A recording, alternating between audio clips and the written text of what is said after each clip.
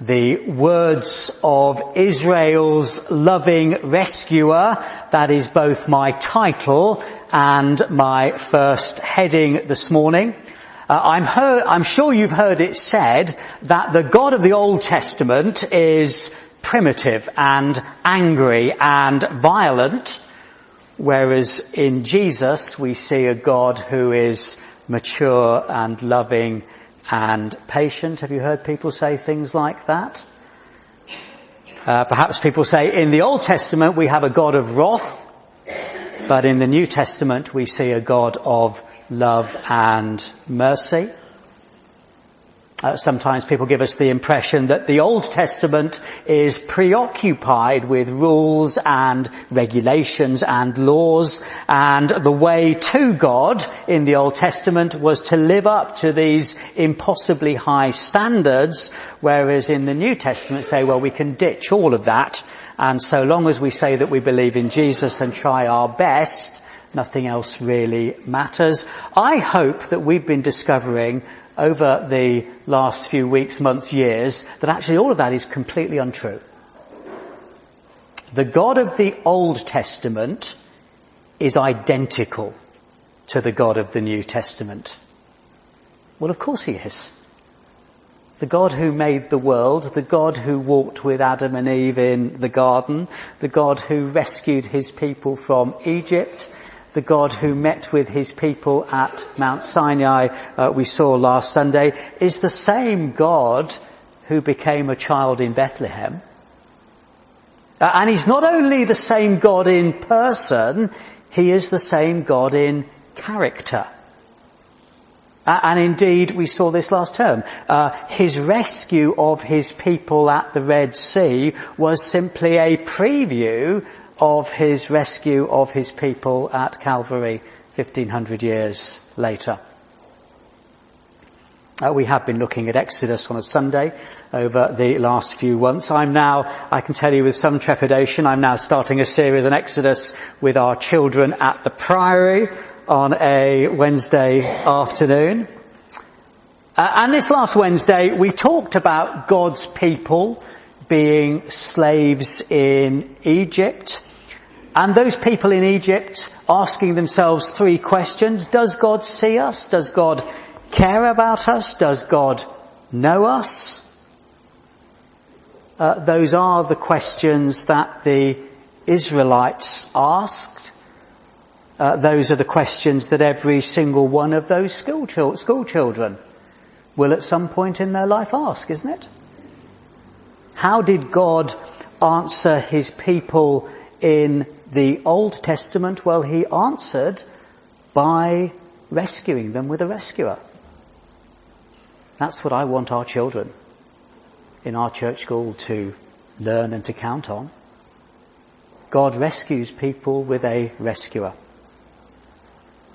And some people mistakenly believe that in the Old Testament the way to be rescued was to keep God's laws, and it's only in the New Testament that the way to be rescued is to believe in Jesus. That is completely wrong.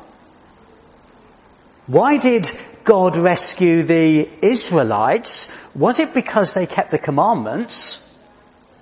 Well, it can't have been that because they kept the commandments, because they didn't yet have the commandments to keep. The commandments were only given to them once they were rescued out of Egypt. Is there any sense in which they were rescued because they were good people? No. They were no better than the Egyptians. So the question is, why did God choose to rescue these Israelites? And the Bible gives us, I think, is a most unsatisfactory answer. But it's a most marvellous answer. Why did God choose to set his affection on the Israelites? The Bible tells us, because he just did. He just chose to love them. Because that's what God does. He chooses, it sometimes seems, the most undeserving people to love and rescue. And I imagine that one or two of us here would put ourselves in exactly that category. So now the words of Israel's loving rescuer, what does he say to his people? Exodus chapter 20, verse 1, and God spoke all these words. I am the Lord your God who brought you out of Egypt, out of the land of slavery. Firstly, we must note this is God himself speaking. As we said last week, God's message at Sinai to his people as they head towards the promised land, I've rescued you. I've made promises to you. And this is what I expect from you so that you can enjoy your freedom. So that you can enjoy all that I've promised for you. But Moses stresses the fact, he underlines the fact, and God spoke these words. These are God's words. These are, I hope I'm saying this reverently, these are straight from the horse's mouth. And as we go through the rest of Exodus into Leviticus, again and again we are told these are God's words. These aren't random ideas of mere men about God. These aren't the ideas of Moses. These aren't the ideas of the preachers of the time. No, we're told, again and again, we're told these are God's words. So we're not at liberty to say, well, they're just the ideas of primitive men 3,500 years ago who were overly influenced by the culture of their time. No, these Old Testament laws, as we call them, they are God's words.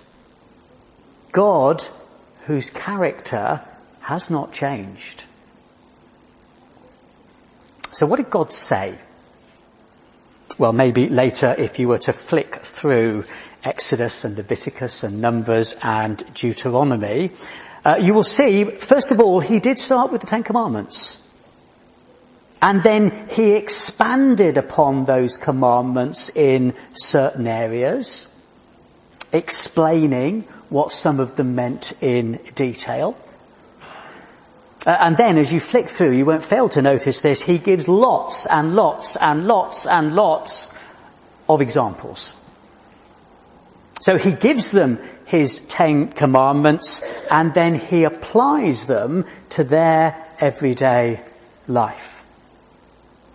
He applies them to their everyday life, and that's why some of them just sound a bit obscure to us. You know, so some of the examples are what to do if your animal escapes and mauls someone. I don't think that's particularly a danger with me and my dog, but I don't know, it might have. Some of the examples were how to deal with sin then, because of course we remember Jesus had yet to come, and so they couldn't yet explicitly look to Jesus on the cross. They needed a sacrificial system that would in some way point to Jesus coming in the future. So their world was different from ours, and so the law was specific to them. Nevertheless, through these laws, God was showing them his character. He was showing them the sorts of behaviour that was in line with his character. The sorts of ways to behave that would reflect his character. So here's the point. God was not saying to Israel, if you do this, you will get into my good books. If you do this, I will love you even more. No, he was saying to them, this is the way to be safe and secure and to enjoy all the good things that I have for you. The words of God's loving rescuer. The words of God's people's loving rescuer. But we can dream, can't we? Please, would you just dream for a second? What would the world be like in any age in history? What would the world be like even in our age if no one worshipped things that just couldn't deliver, if no one ever took anything that wasn't theirs, what would our world be like if no one ever even thought about taking something that wasn't theirs? What would our world be like? What would your world be like if no one ever told a lie to you? If no one ever committed adultery? Not so long ago, I was just speaking somewhere else, and someone came up to me afterwards, and we just got chatting. And very suddenly, this guy's eyes just filled with tears, and he told me the story that he used to be a long-distance lorry driver. And one day, for whatever reason, he came early. I think some trip had been cancelled or gone wrong or something like that. And literally, he walked in on his wife in bed with somebody else. And I looked at this guy who was just really upset, and I said, "How long ago was that?" And I forget what the answer was, but it was decades ago. And he was still mourning the death of his marriage. God only ever speaks good words. His laws, all of them, were good words. The words of Israel's loving rescuer. And my second heading, sorry, this isn't Bible language, this is a bit Sean language, just forgive me. The words of Israel's loving rescuer, but secondly, my screwed up response. Some people love rules for their own sake, and maybe that's you. Because with rules and regulations and procedures, you know where you are. You know how you're doing. You know how well you're doing compared with other people. A couple of weeks ago, Sarah and I disappeared for our post-Christmas break. Please don't laugh. I started my new Meccano model. I love Meccano. Why do I love Meccano? Well, you get a book of rules. You get a book of rules, you get a book of instructions, and you know that if you follow those rules exactly, you will have a Meccano Ferrari that is identical to the one on the box. I know this is terribly sad and you're laughing at me. I hope you're laughing with me, but I fear you're laughing at me. And that just gives me a sense of achievement, you know.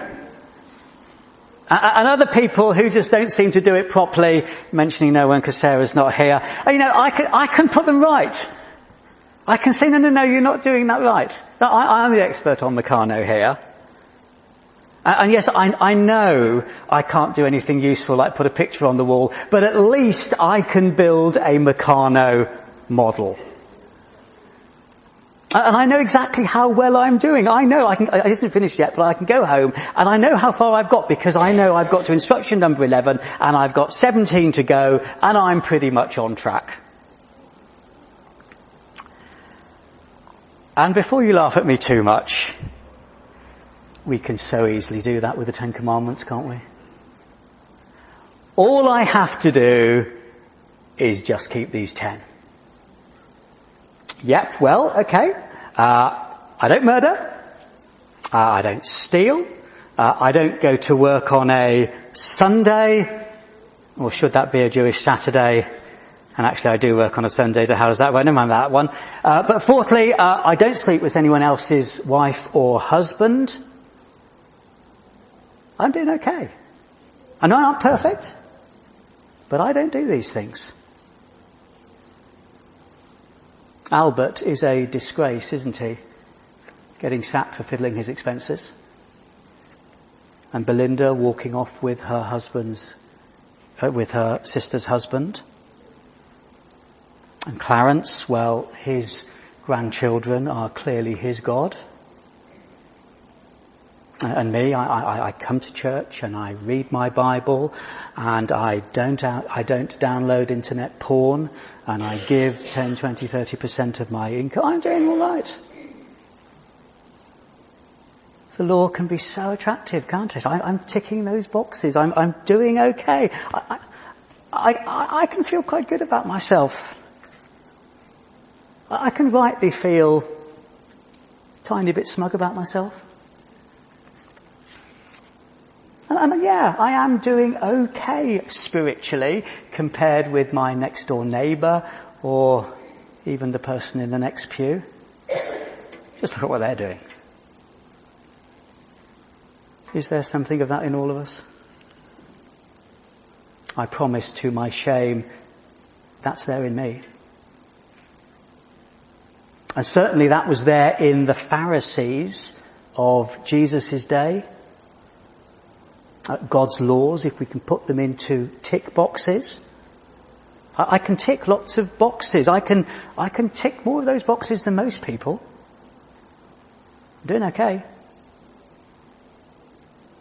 The words of Israel's loving rescuer, but my screwed up response.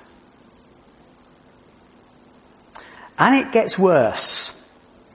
Because if I'm looking to obey the law in order to tick the boxes, I will also just be on the lookout for the loopholes. I'll be looking to explain why that law doesn't actually apply to me.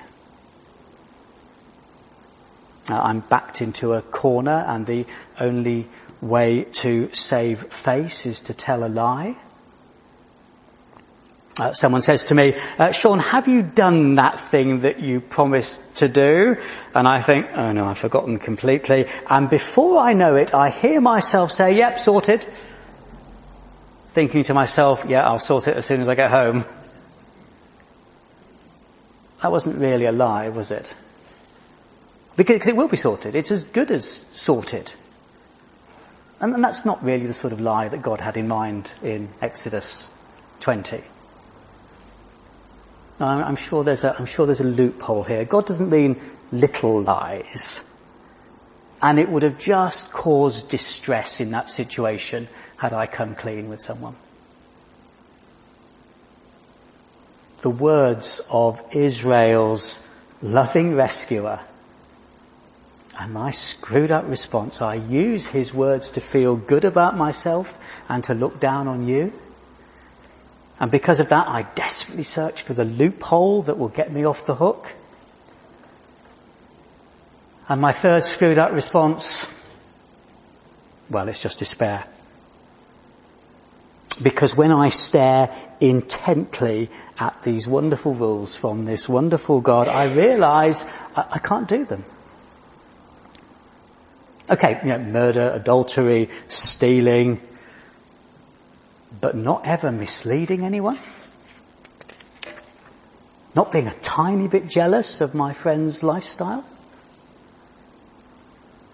And then I hear the words of the Lord Jesus Christ on the Sermon on the Mount saying to me, no, it's not just a murderous action, it's a murderous desire that is inappropriate for God's people. You've heard it said, do not commit murder, but I say to you, anyone who is angry with their brother or sister. You've heard it said, do not commit adultery, but I tell you that if you even look at a woman or a guy lustfully, my screwed up response to the words of Israel's loving rescuer is despair. Might as well give up because I can't do it. What's the point? The words of Israel's loving rescuer. But secondly, my screwed up response, smugness, loophole hunting, despair. Hence the fact my third heading, and this is where we need to go to Matthew 5, the fulfillment by the loving rescuer. Would you mind just turning to Matthew chapter 5 and verse 17? Page 969.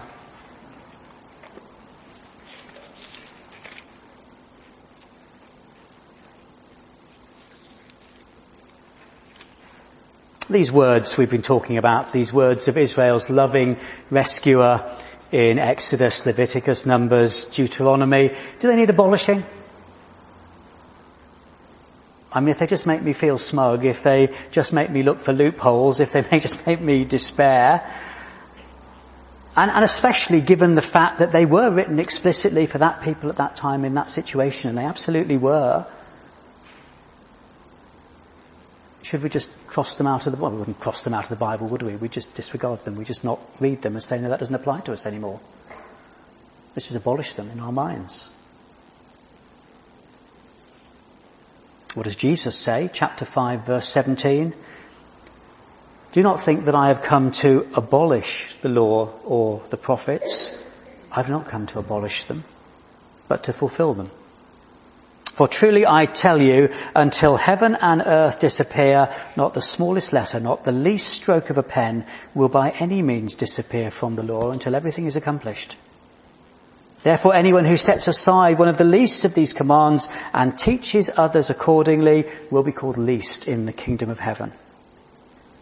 But whoever practices and teaches these commands will be called great in the kingdom of heaven. Sorry guys, I have not come to abolish these laws, but fulfill them, says Jesus. Fulfill them. Now, very rarely indeed will you hear me liken the Lord Jesus Christ to Amazon, but I will this morning. I place my order, my command to Amazon online, and they fulfill that order. They deliver on that order if you're lucky. The loving rescuer of his people gives his people, Israel, his orders, his commands, and then the loving rescuer himself visits planet Earth and says to Israel, I am going to deliver on this order. I'm going to live the life you should be living. I'm going to fulfill this law for you. Why would I do that, says the loving rescuer of the universe, of Israel? Why would I do that? So that you don't have to look to the law to feel smug about yourself. So that you don't look to the law and start comparing yourself to others. So that you don't fall into despair and give up. I'm going to be the perfect Israelite. I'm going to keep the law for you. I'm going to live the life you should have lived, and then I'm going to credit my perfect life to you if you want it. He's speaking to Israel. But then elsewhere in the New Testament we know he says, and not just you Israelites, anyone from anywhere living at any time. Isn't God wonderful? Isn't the gospel wonderful? In Exodus 20, the words of Israel's loving rescuer, I respond to them today in a very screwed up way, but no, his plan was to come and fulfill them even for me. And my response to that, my joyful response to that, surely I will want to love and adore, and here's the unexpected word that I suddenly find myself saying, I will want to obey this rescuer. Not because I have to, but because he is so wonderful, and his laws and his ways and his commandments are also so wonderful. I want to see more clearly the character and the ways of the God who wrote these laws for the Israelites at the foot of Mount Sinai, and I want to be more like him. I want to be more faithful to him. I want to be more like the Lord Jesus. In deep gratitude, in deep awe for what my rescuer has done for me, in deep reliance on what his Spirit promises to do for me in writing his laws inside me, I want to be like Jesus. I printed some words of the psalmist on the pew sheet, centre pages there. I want to be saying the words of this psalmist.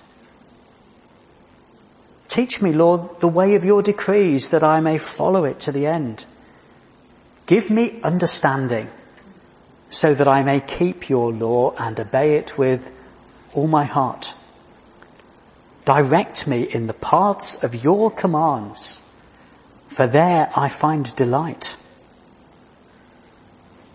Direct me in the paths of your commands, for there I find delight.